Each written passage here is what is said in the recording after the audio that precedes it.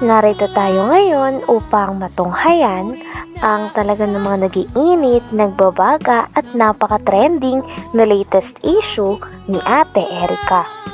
Ang issue nga na ito ay issue sa pagitan ni Ate Erica pati na rin ang away laban sa kanyang pamilya. Sa pagpapatuloy nga ng ating istorya ay bumalik ulit ng pangalawang beses si Kalingap Val Santos Matubang sa bahay nila Ate Erica. Nung sa ganon ay may interview muli si Lolo Miguel na lolo ni Ate Erica pati na rin ang tita niya. Nang sa ganon ay makuhaan ito ng mga impormasyon. Sa kanilang pinag-uusapan ay meron talagang naninira sa reputasyon nila Lolo Miguel at ng pamilya nila Ate Erica dahil nagkagalitan silang dalawa. Kilala niyo ba ito? Kung kamag-anak niyo ba ito? Hindi pa po namin yan nakikita. Tay, kamag-anak mo tayo? Hindi ko pa nga nakita. So, personal. Ngayon ko lang nakita. Bakit, nakialam sa buhay ninyo? Hindi ko po alam. Lagi po kausapin nila eh. Ano? Abo, sinisira-siraan kayo. Hindi ko po nakikita. Ngayon lang yan. Ngayon ko lang nakita sa telepon. Yung pong sabing niya, yung syuta po niya. Sino syuta? Ang Jowa nito? Jowa po. May jowa ito, tumboy? Ano pangalan? Mimi. Basta yung po nagpunta dito po ng mga ilang. May girlfriend? Opo. Yun po ang nagpunta dito. Yun po ang Pero mabait naman po yun. Mabait naman yun. Pumunta rito. Anong ginawa rito? Yun po, nagpunta po dito nung nandito pa po nung sila Erica na nakatira. Mayroon pa lang jowang tomboy? Wala akong pakialam dyan kung may jowa ka o wala. Pero mabait po yun. Inilahad pa nga ng tita ni Ate Erica na napakarami daw ang bagay ang binili ni Sir Jun A. Unang negosyanteng mayaman para kay Ate Erica at sa kanyang mga pamilya. Binilan nga siya nito ng lote, ng bahay pati na rin ng NMAX at tricycle. Ayon naman kay Lolo Miguel ay sinabi daw ni Sir Jun A na ang tricycle na yon ay pang pamilya. Ngunit ang nangyari ay kinuha daw ito ng ate ni Erica na si Sheila May kasama ang kanyang asawa. At hindi nga din ito nagagamit ng buong pamilya ni Ate Erica dahil ang mga pinamigay at tinulong ni Sir Jun A para kay Ate Erica ay talagang tinatago ng ate niya na si Sheila May.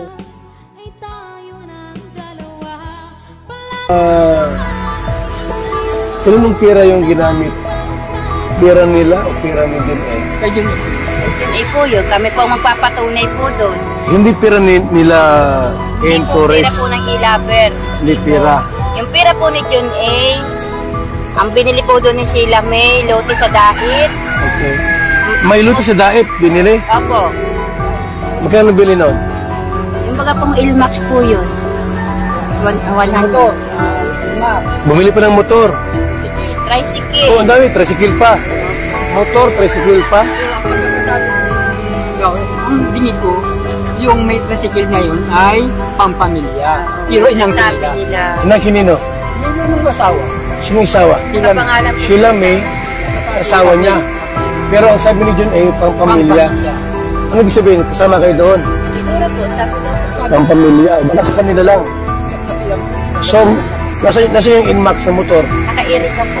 Siya po ang Ginagamit niya. Ngayon, Tinanong din ni Kalingap Val Santos Matubang sa tita ni Ate Erica pati na rin kay Lolo Miguel kung magkano kaya ang naitulong ni Sir Jun A sa pagsusponsor at pagtulong kay Ate Erica. Sumatotal nga daw ay tansya daw ni Kalingap Val Santos Matubang ay nasa 2 million ang naitulong niya kay Ate Erica sapagkat ang bahay ay nagkakahalaga ng lagpas 1 milyon at may binigay pa si Sir Jun A na motor pati na rin tricycle para sa pamilya sana ni Ate Erica. Ngunit simula nung nabigyan na sila at nasusustentohan na sila ng mga pera ay nag-iba na nga daw ang ugali ng ate ni Ate Erica na si Sheila May, damay na rin daw si Ate Erica dahil bigla na lang nilang iniwan ang pamilya na nagpalaki sa kanila. ang pamilya, baka sa kanila lang. So, nasa yung Inmax na motor. Naka-Erica po. siya po ginagamit niya. Ngayon, yung tira dito sa pagawa ng bahay, kaninong pira yan? Kay Sir Jordan rin na po po. So hindi lang kalating milyon ang nagastos niya. Hindi po kalating Malaki. yun. Nahigit pong 1 million yun. Ang alin? Ang halaga nun. Ang alin? Yung bahay po yun. Itong bahay na ito, higit 1 milyon. Hindi po makakapagod natin yung mga Ito ginawa po, po mga yung asawa nito. Ginawa po O, ayun ang ibilin siya. So tayo, kung tutusin, kung pintahin lahat, ba't ang mga 2 milyon ang tirang brikewan ni Sila na John A? nagpaganda. Baka higit hanggang loob ng bahay. Hindi, kasi may inmax pa. May motor, sidecar, may lupa pa sa dait. Grabe, mayaman si John A pala, no? Kaya nga po sabi ko po, tumigil kayo kung ayaw ninyong malaman ang katotohanan ng mga tao na binabaliktad ninyo sa amin na wala naman kami. Pinaparatangan din si Lolo Miguel na siya daw ang kumukuha ng pera dahil siya daw ang inuutusan o pinapakausapan na bumili ng mga gamit sa loob ng bahay na pinagawa ni Sir John A para kay Ate Erica sa kanyang pamilya. Ngunit kiit naman ni Lolo Miguel ay wala naman daw napupunta sa kanya sapagkat pinapabili lang daw siya, at kapag pinabili daw siya ng gamit ay binibili niya naman daw talaga ng walang labis at walang kulang.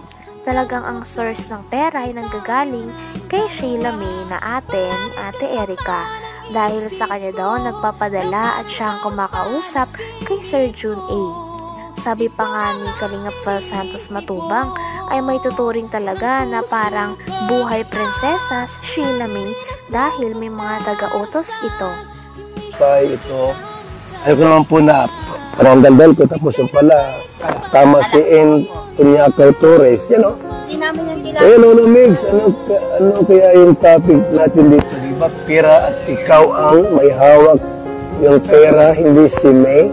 Dahil kayo ang bumili ng gamit. I have some evidence of what happened from the start.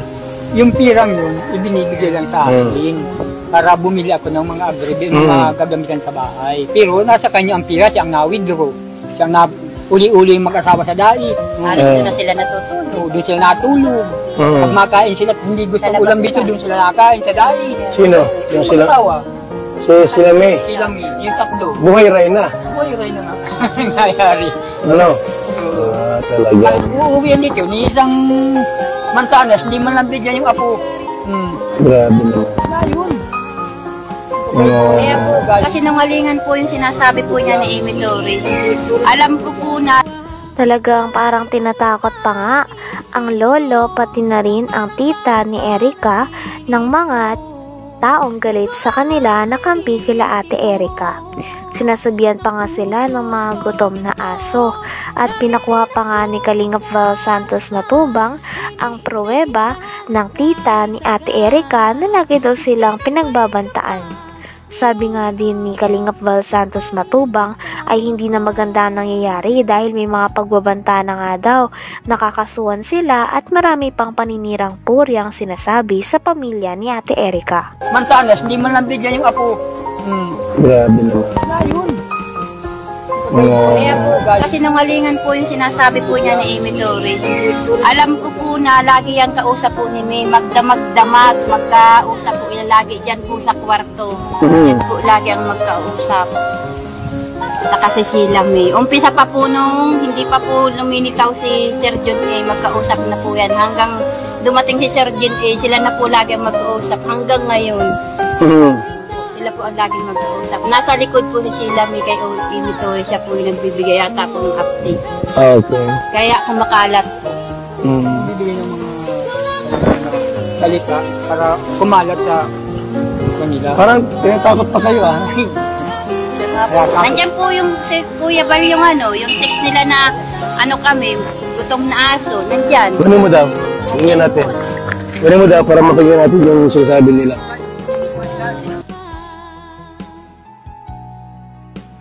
Hanggang dito na lamang muna ang ating napakainit, nagtitrending at talaga namang mas nakakaintriga na issue ni Ate Erica.